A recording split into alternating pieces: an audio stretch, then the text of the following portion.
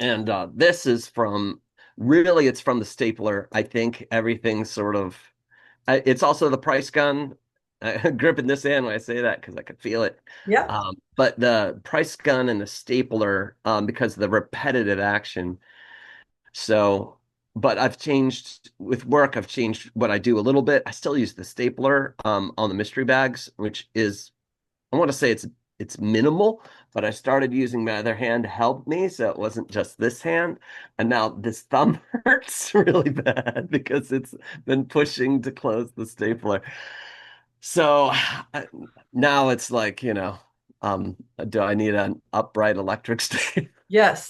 You need an electric stapler. I Well, it got, has to be an electric stapler, but it has to be upright, so I'm gonna have to like mount it somehow. And it does get a little ridiculous after a while. And I do have other people doing the price gun in a way because I can do it left-handed to a certain extent. But if I can just say to people, it's like these need to be priced, they'll do it, they're you are not the boss. they're not the weird OCD meticulous that I've become over time because I'll go slower and then I'll put the price right next to the barcode. That way, anybody that's looking for the barcode at the register when they sell it, they'll see it right next to the price. And it's like a point of clarity. Like you know where that barcode is if you can find the Crystal Fox price sticker on it. Anyway, and this is all like why the body's breaking down. But I can have other people do those things, but there is like an idea that I can't do as much as I'm doing the way I've been doing it. I stand almost all day, and that's also why the hip hurts. That's I also feel why the you. knees hurt. It's also why the feet can hurt. So I have to figure it out a little bit. Yes, you do. So And I'm laughing with you, not at you. I know, So, I know. because like you, I started doing retail in 1987 at Hecht's department store. Yeah, And then we had all those stores yeah, up until we closed Gossamer Hawk in like 2012. yes. And I'm laughing at you because You just get feel an it. electric stapler. Do Do you what like you can. Reduce the harm. All right. Well, that's the note of today. That is your, yes, yes. You But I'll don't have have to. to mount it. That's the weird thing. I said literally gonna have to because it needs to be an upright electric stapler because I need to bring the bag under and then push the bag up and it go ka-chunk when the item hits the thing or something. I don't know. I hear you and sympathize. Yeah. And like I have the thing where I can't figure out all my technology, which is actually ranges from pretty new to like 12 years old, and it's all trying to talk to each other, which Yep. makes me want to run around in the backyard screaming. Yeah. Yeah. So Well, we all have our challenges that look simple to the other one. yeah. There was I watch another YouTube channel and he's like, "Sorry you don't see my face today. I upgraded. I got all brand new equipment." So my notes say get an electric stapler. Good. You should be in as little pain as possible. And I Yeah, get it. I did get a new stapler, which was better, but also the realization is after you've used that stapler, like it's the use is like incessant, it's like constant Yeah. use of these things. And so the stapler is not, even though it's brand new, after a couple months, it's harder to close. It's like I it's not bet. brand new anymore. Um, do you still package like the incense, the stick incense and the powdered incense? Because that's like Yeah, a all those things are perfect. done, but I don't do those. Okay. It's like oils. I don't bottle oils. I can. I mean, every now and then I'll go down there and I'll bottle some oils because I'll see something, but there's a sort of a point of insanity that you can get to where if you're looking at things and you see what needs to get done, you start doing all the things, then there's a madness that can occur Yeah. because the store is larger than one person. And um So Jackie is kind of doing the job that I used to do, which is go around, find out what needs to get done and do it, like Mhm. package the herbs. We're trying to get her to delegate. It's the hardest thing for any human that seems to be is to get them to delegate, which is to say, hey, are you doing anything right now? No, can you do this? Yes. For whatever reason, it's a stumbling block that a lot of people have. And Sometimes it is a lack of trust because if you're doing something and you do it well you're and you gonna know do it that wrong, that's aren't the you? way, and Yeah, you have to trust somebody else to do it right. You have to trust them to also make mistakes and and learn. and learn because Yeah, that's part of learning. So, and yeah, other people aren't going to be as fast to start and they're not going to do yeah, it as well. And yeah, it's that matter of stepping back yeah. and saying, I trust you to learn and be good at what you're doing. Yes, yeah. It's hard. So, It is hard. Echo a package herbs. That's like, helps a tremendous amount. She actually doesn't know how helpful she is being by packaging the herbs, but Right? So if we're um, actually doing this behind the scenes look at the Crystal Fox, yeah. shout out to Echo. You're amazing. And thanks for everything. Well, Well, it's I'm it's a not lot of thanking, I come in people. and Yeah, buy what you do. Yeah. yes, she is valuable. All the people that do the packaging are valuable. So Jackie has picked up a lot, and I hope they can pick up, but they can't pick up anymore. They're literally they're past their breaking point. So we have to because they can't do everything. I mean, this is the Yeah. trap I fell into. Like, well, you can't do everything. So, um, but we have new people, so new people are getting trained, That's and great. everyone has something they're good at. So, like,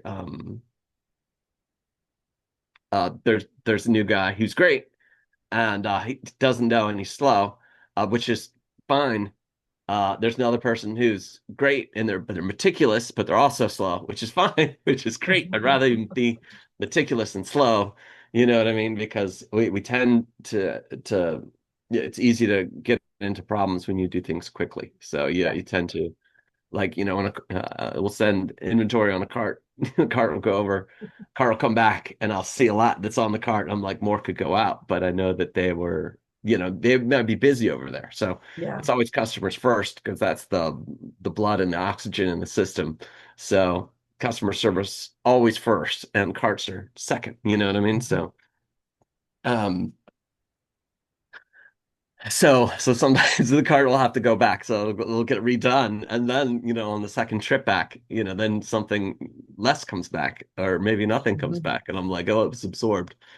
But it's a lot of holes open up fast, and then you want to fill them, but the problem is, and this is something you learn over time, you can't fill them with the same thing all the time. You have to fill it with something Mhm. new, so you have to redo your displays all the time. So you Mhm. have to break down displays and redo displays on a regular basis, and then it may irritate you and be like, oh, this doesn't go here. And I'm like, it doesn't go here. It's true, but it's gonna go here for right now, and you have to do it because you have to fill the empty space. You can't send stuff back. You can't have an empty shelf, like when you're sending stuff back to me. It's like you want everything to be presented. You want everything that's available. You want people to be able to find it.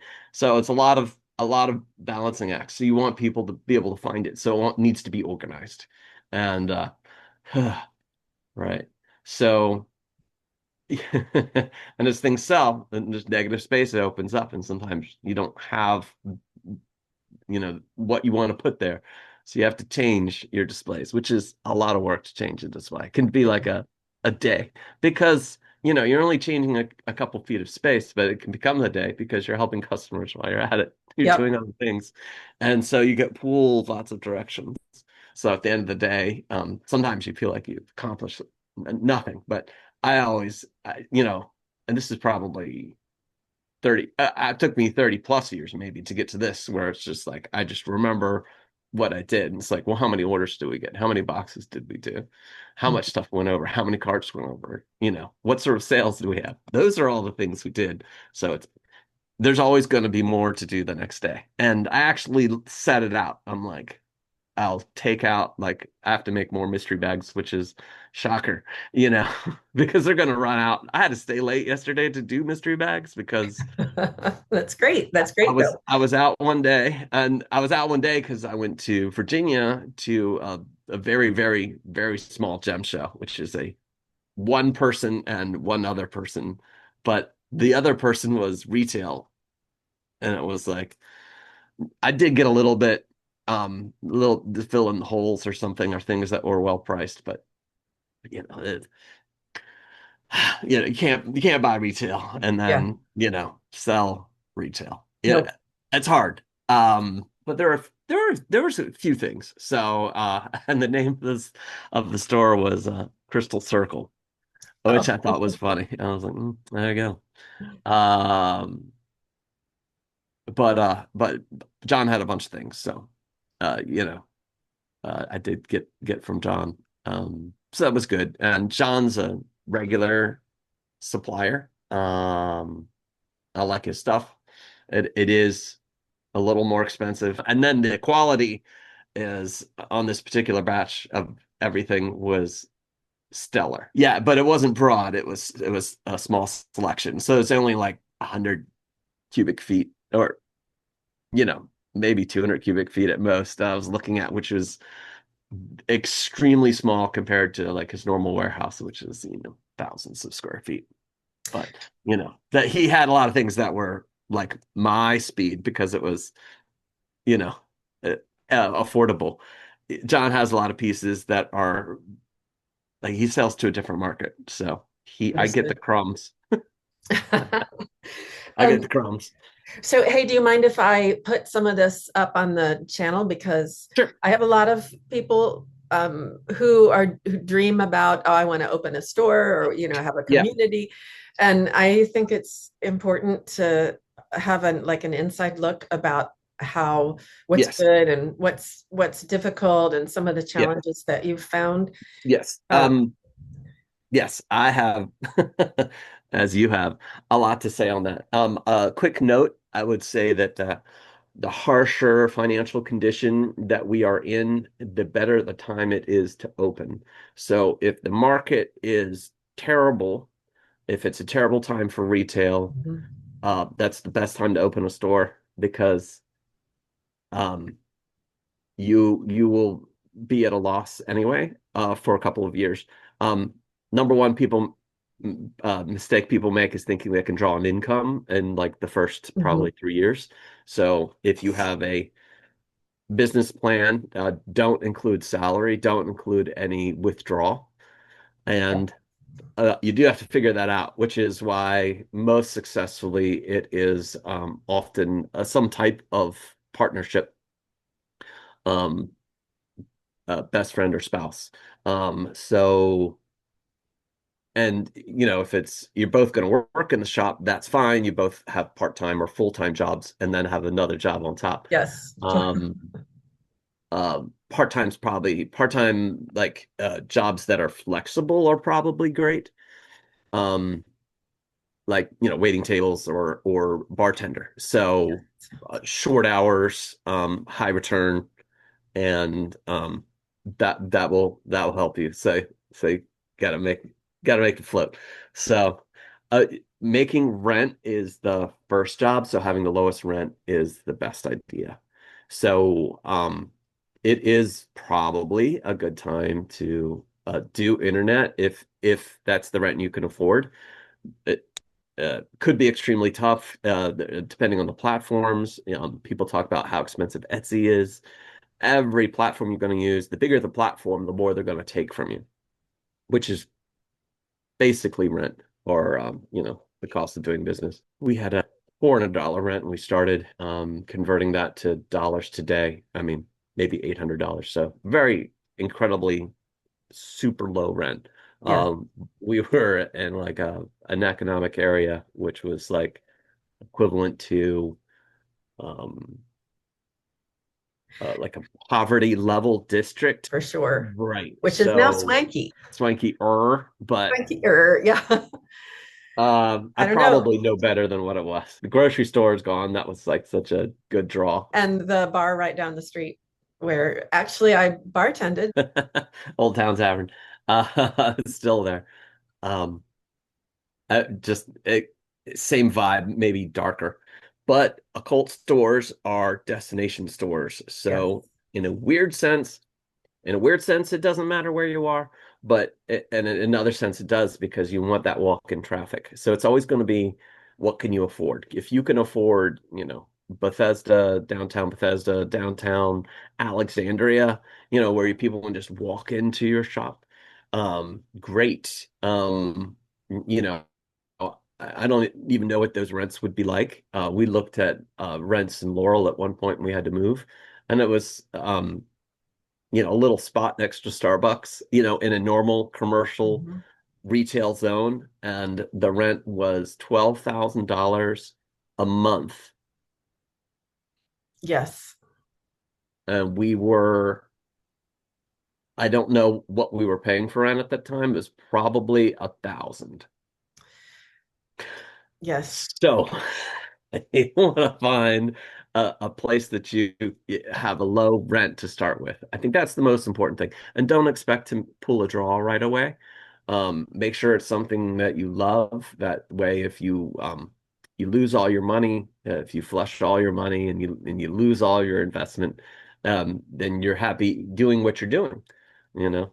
Uh, a couple dangers too, like don't make your hobby your business or don't make your business your hobby, but at the same time, some people do and that works out great, but there can be sort of a sacrifice in a way, because then you are in the business of having to deal with your spirituality in a store is something you love, and then shoplifters and markup profitability, security system, employees. So there's a lot of things that feel like they pull you away from your spirituality when what you want to deal with is the spiritual side of things. So it may be easier to write a book and be a presenter and go to stores and present, rather than to the bones of it all, because running a store is uh the hardest. I think it's which is why sometimes, yeah, you're with the store owner and you've run a store and you understand when people will say things or talk about things, maybe it's an author or something like that, and you just realize that they have no, you know, basis in reality, or your reality is very different because you live in, like, quote unquote the real world to a certain extent, and Yes. you know. But the festivals were good, so if you can take your business to festivals, that might be fantastic. You just have to go to festival after festival and figure out which ones are good for you. And we did the festival life for, I think it was 26 years. Last time I did the math, but it could have been it could have been 28, could have been less, it could have been 22. So over 20 years, we did like Free Spirit Festival every year. We had did some other festivals, but we didn't find them to be profitable. Eventually, Free Spirit Festival was not profitable. It went from a population of 300 to over 1,000, where it was profitable, greatest profits at that level, of course, because you have the most foot traffic, back down to uh, uh, 300, which we couldn't break even at. Or if we were breaking even, we were exactly breaking even. You were like, this is a lot of work for zero profit, and I was just like, it's better to just have the store. So I mean, that's how we ended up, retiring from festival life at some point. But I do see people that had a business next to mine. And so when I run into, um, is it 111 Pottery? 111 Pottery or 1111 Pottery? I think it's 111 Pottery. I hate messing up the name now, but before they had that name, they were a vendor and they were at Free Spirit, and I gave them some advice. I thought the person didn't like me, but she remembers me. She's very nice to me today, but I didn't think she liked me when she met me. But I was like, I tried tried to talk her down a little bit so I could buy her merchandise and sell it, and I did. I did buy, and there was kind of like that little point where I was like, I will buy everything you have, um, if you give me a good price. But they were resistant to that, and which is understandable because sometimes it's weird. It's like how much for everything. Yeah. Um, but I needed a discount in order to sell it, and so there was that. So we had to have a little negotiation, and then I was like, okay, now that we've done business, I'm gonna give you some advice. And the first advice I gave him is like, you need to sell your pottery for more. Anyway, fast forward 10 years, they're at the Maryland Renaissance Festival, and it's like, yeah, I remember you, I remember. It's like, yeah, yeah, yeah, and I love seeing their work. I used to make pottery, which is why I have this connection to pottery. This is from my son and my wife. Love it. Love it. I'm going on an adventure. All right, a little Lord of the Rings reference. So I think you do what you love. You just have to keep in mind, what your bottom lines are and what you need to get out of it. And I'd say write that down. Like, what do you want to get out of it? Write that down. And it's just like if you just want to break even and have a good lifestyle, then there's, the mask makers like Shane Odom, you know, and they have a life I don't think they would want to trade. But, you know, if you were asking him, are you rich? He would say no. But yes, you know what I mean? Rich in lifestyle, rich in culture, rich in art. Um, so a lot of artists and craftspeople are very sort of break even. Some people do make money and they have a point. So it's like Amy Brown, fairy artist, it was the biggest artist like in the country for 1 year out of, 40 or 50. But so when you're at the top, you seem like, oh, you have your life made for you. You're making bank. And maybe you are. Maybe you're never have made this much money in your life. And maybe you're making six figures. You know what I mean? Seven figures. I don't know. But so years go by, and it's hard to find Amy Brown merchandise. We have a customers looking for it. We're looking for them, having a very hard time. So I did a little bit of research, and Amy Brown was definitely burnt by some of her people that she was in business with. So, which is to say, they're supposed to pay royalties onto the artist. But if that business goes under, if they become unprofitable, then they are not going to be able to pay their bills. And one of those bills is paying royalty to the artist. So then the Yeah. artist gets nothing. And then, um, you know, it's just like when you, Silver Raven Wolf, I had Brianna Gomberg.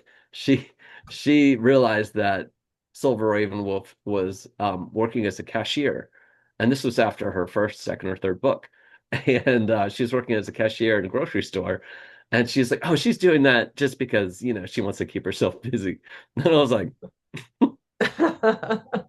yeah, Yeah. she just wants to keep herself busy. No, she's trying to make her ends meet. Neat. And Silver Raven Wolf is great. Every time we've had her down, the Crystal Fox has been very positive. She's been very happy to have come. So if you're a business that, has artists come, make sure that they're able to make some money. Because even if they're a famous author, they may not be rich. They may be doing what they love, but they may not be rich. And if you're able to help them, hopefully they help you, and it's both good. Having an artist could be good because it, gives a reason to come into the shop and shop for things. So I do recommend it, and I don't say it's easy to have happen, but if you call the publisher, if you're ordering books, they're like, oh, artists, and they'll give you another number, and then you talk to another person, and then they say, okay. And then sometimes it's a conversation of what can you do for the author, and who is able to come, who's on tour. Not everyone is free, right? Our our budget is the free budget. you know. So when I'm used to that, when people are like, I'm having an appearance, fee. I was like, oh, well, I um, sure wish you share that before you show up. Right, it's important. Well, professional people do keep themselves organized in a professional way. Clear lines of communication are always good. So, but if you have an artist come, try to share and, make it easy somehow, make sure you both get a little money out of it. Although what the store gets out of it isn't so much the money, the store gets out of it is promotion, and it gives people a reason to show up to your store. Like I haven't been here. We have people that say this all the time. I've lived in Laurel my whole life. I've never been in the Crystal Lake. And we're just like, and we have other people, they live an hour away and they're there every week. So, we love those people. So we love the people that support you. And so, take care of those people. Those people take care of you. Do what you love, but know what you want to get out of it. And if you want to get rich, um, then do your research, Talk to maybe Adair at Azure Green. Yes. But talk to the most successful shops you can find, and every shop holder, this is a problem. It's like every um, business guy you talk to, they can clam up as soon as they know that you want to start a business. It doesn't even matter where you are. Everyone is scared of competition. And a long time ago, I realized that competition is good. The places that do well, people know are Salem. Now they in Salem, the story is, I mean, these businesses pretty much stab each other. They are so mean to each other and so competitive to each other. Um, that's the word on the street. I don't know if it's true 100% or not, but still, it's a draw. Like a bunch of stores in one place. It's good for the customer. They go to one place, they can visit 5 or 6 stores. It's good for the stores, whether they know it or not. And yes, there's competition, sure, but that's is generally good, because it's a draw. The more stores you have in one area, the more customers will come and they'll go to all the stores. So, and there's New Hope, Pennsylvania as well. There's a cluster of stores there.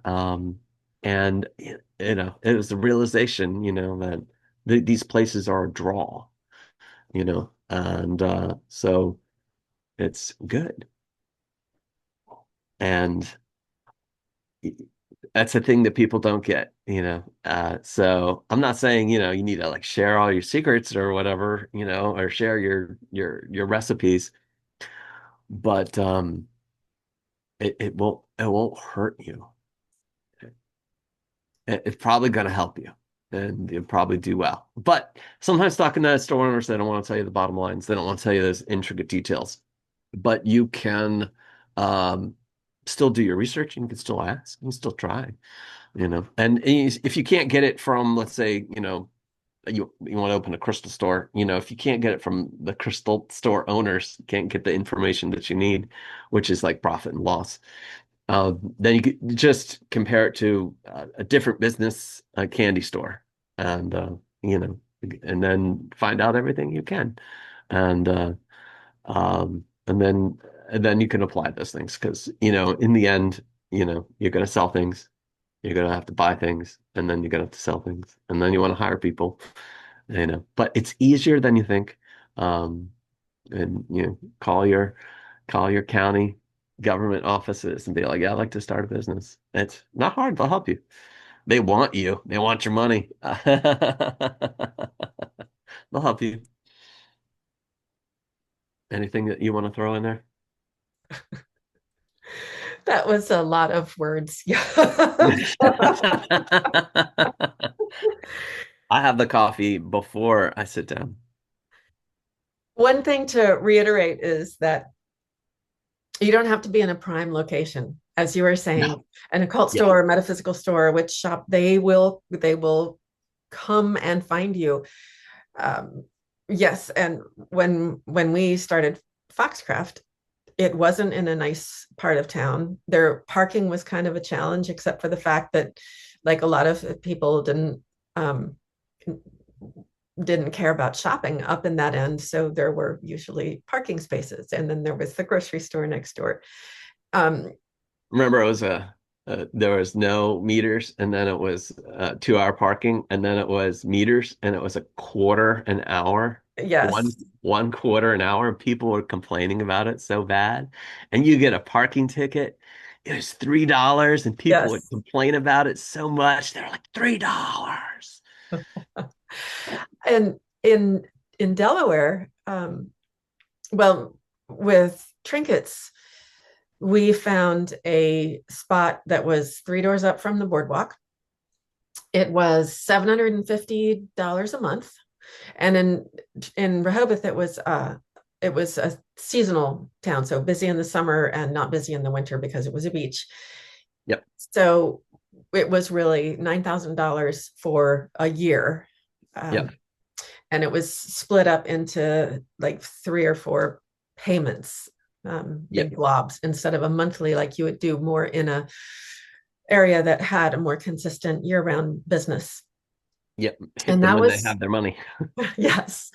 So, and that was fantastic. And then when Gossamer Hawk opened, we actually opened the store in sort of a little, almost an industrial area. There was a flooring store next to us, and there was a hot tub place. There was a ton of parking. People drove in. They sought us out. And in fact, that was true with trinkets on Route 1 in Rehoboth too.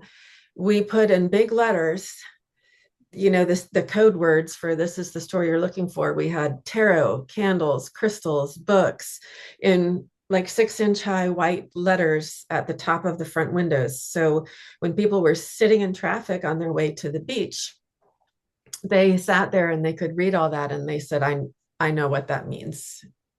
If you carry crystals, tarot, books, candles, jewelry. That's the stuff I want. So yeah, it's important not to underestimate, like, there's good things about having visibility, and Yeah, and there is that great balance between super cheap rent and with, so you don't have, like, you don't have a big, Lady Alexandria always called it a big nut to crack yeah, every month.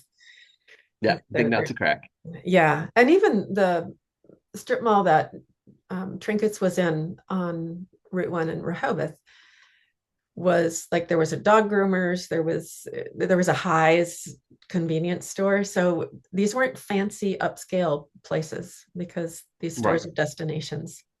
Yeah. I mean, you want to be in a good location. If you're gonna have a donut shop, always best to put it right next to the Weight Watchers.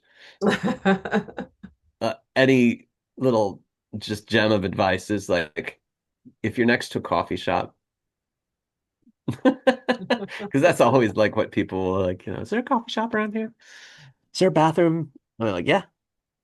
So we have several coffee shops on our street, so we always reference people to them. And one of at least one of them for sure, Ragamuffin. They're super Christian, but they like us and we like them. We just know we're a little bit different. And that's okay. And the Christians, even the hardcore Christians, will still come down and get frankincense and myrrh. You know, So you mentioned Adair up in Massachusetts, yeah, and so Azure he's Green. Azure Green. Yep, he, one of the pillars of the metaphysical store community, and he started back in 1986 with paper catalogs, and ended up with an enormous pyramid Um, I actually went up and hung out with him and his family and toured the pyramid. And so I don't know how, maybe 5 stories high. Um, Amazing looking. It was big enough so that it had to have a fire pond or a pond out front. And then the local, it was a really small town. The local fire department would come and do practices, and they would use the pond to as their water source to do fire practice. Yeah. He had a daycare in that so that his employees Yeah. could work with their children. And for the spiritual side, his group actually shared a church with the church group because the holidays were different. So the Christian church had Sunday morning, and then the crew up there had other days of the week. So it was a really nice symbiotic relationship. Yes. That's pretty cool. And yeah, of course we love Buffy. We love Adair. Buffy, um, communicate in little ways all the time. I mean, I use their website, so I mean it's just faster that way. Somewhere I have his earliest Azure Green catalogs. Let's see. I do think there's some room today for a paper catalog. Here's 2011. They're a good resource if you're starting out a store. Yes. Usually where I send people, if we can't help them. Um, Yes. we wholesale rock stones, crystals, but we don't have a wholesale website. Well, we do sort of, but we have a coupon code that we'll use on our main website, but easier in person sometimes. And then, you gotta So, drive to Laurel. and these are, like you said, they're reference Yeah, catalog. Yeah, here's jewelry. yeah, So you have a pendant, and yeah. then you have like what the pendant represents.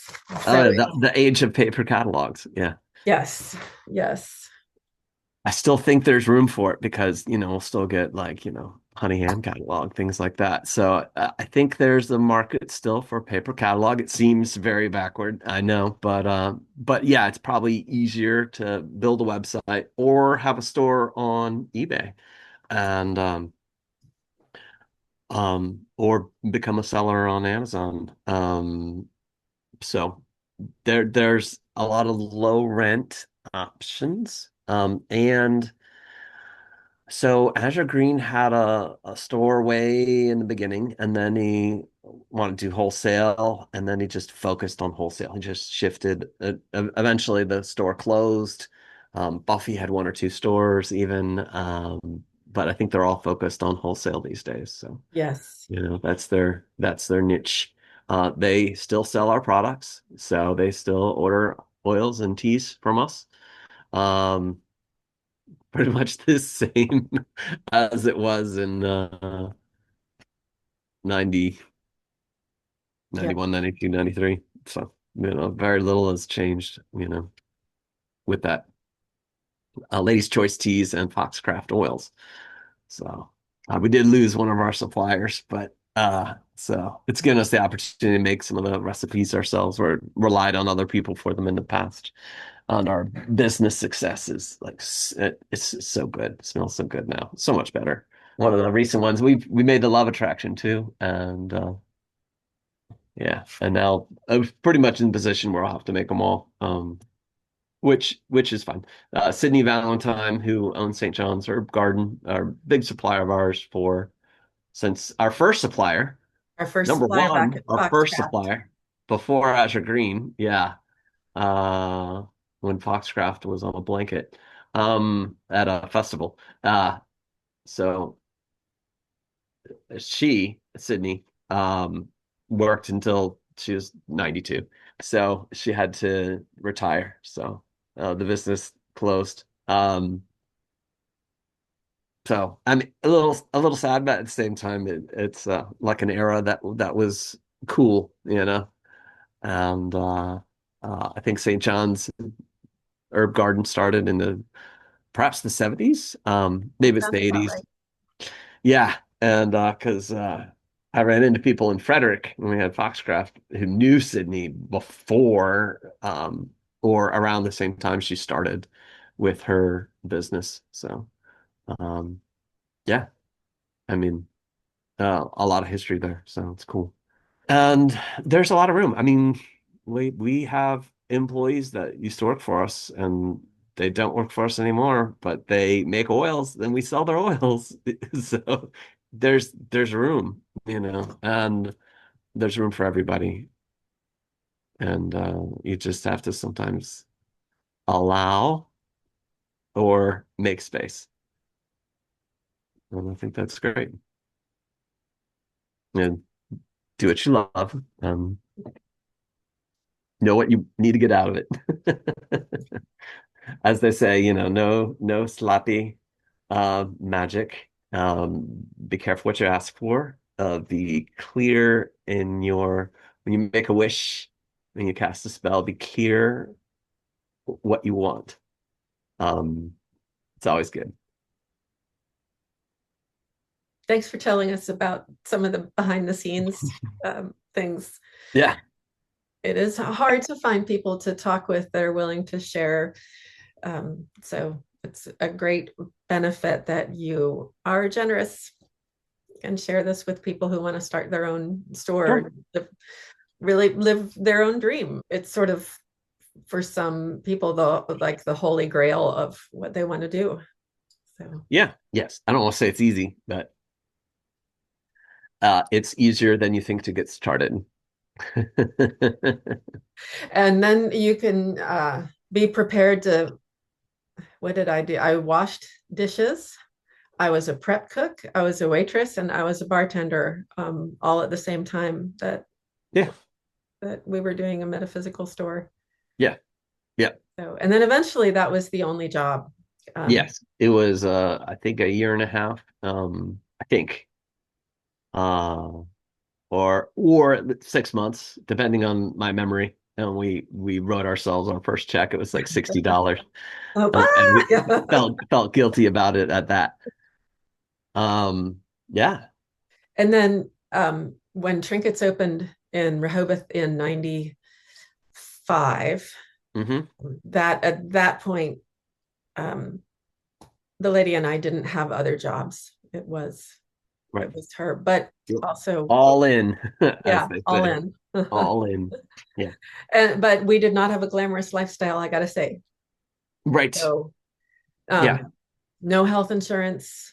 Right. At one point, we came into the kitchen and she looked in the refrigerator and was like, "So, do you want an onion or jelly?" I would take them together. Exactly, exactly. Can we cut the onions small and then spread jelly on them? So if you have a partnership, if you have a best friend or wife or husband, what can work well is the husband having a real job, Yes. where there's benefits. So if you get those benefits for your family, and then it's like okay, and then you have like a little net. The Um, best of both worlds, really, can it can in it some can way. be good, And, or be young, and be bold. Um, Foxcraft, yeah, yeah, yeah. never, It's quite yeah, a story. and never invest more than you are prepared to lose. And I think that's always like, stops people. And that's a good stop. It's like if you're not prepared to just light all your money on fire or flush it down the toilet, then you're not ready to go into business for yourself. And this is a lot more fun a way to lose all your money. This is if you're It's more fun than Vegas. More yes. chance of success. Let's just sound like, the trinkets experience was, I mean, in some ways it was really difficult. And we would work, 9 a.m. to 11 p.m. in the season. And we Yeah, spent all summers with no days off. But, we could get to the boardwalk first thing in the morning and we rode our bikes every day yeah, on the boardwalk at the beach, yeah, before we got slammed in the shop. So there's always trade-offs. And it's like, what do you want to get out of it? Like you said, what's important? Well, it was yes. the quality of life of we're going to ride our bikes on the boardwalk and sit on the benches and have coffee and look over the ocean. I mean, Yeah, it's incredible how many people live their whole lives wanting to move to the beach. And the first store in Delaware was you could sit on the bench out front and see the Atlantic. sure. It's just a trade-off. Yes. Yeah. Be healthy. Don't get sick. Be healthy. Yeah. Yeah. Which is easier when you have a budget and you're not allowed to overeat. Right. We should speak again on this in the future. We'll do another little talk maybe with depending on what the feedback is, and if you can't be bothered to leave a message in the comments, just tell us in person what you'd like to hear more of. Yes. Yes. So, and even though I don't have a shop now, and those were some of the happiest days of my life. So they weren't the richest days of my life, but they were definitely, I think it was a total of like 16 or 18 years that I spent Yeah, behind the counter of businesses with friends, loved ones, yeah, whoever. Um, and it was pretty great. It was pretty yeah, great. yep. Awesome. Like and subscribe if you like this. That's If right. you- Yes. It is. It should be free. I think it is free to like and subscribe. It is free. It is free to like and subscribe. Yep. Awesome. If, as Sterling said, if you like us or if you like what we're doing, tell us and we'll do more of that. Yeah. Whatever that is. Yeah. Thanks for watching. Their part. Merry part. Merry meet again. Maybe.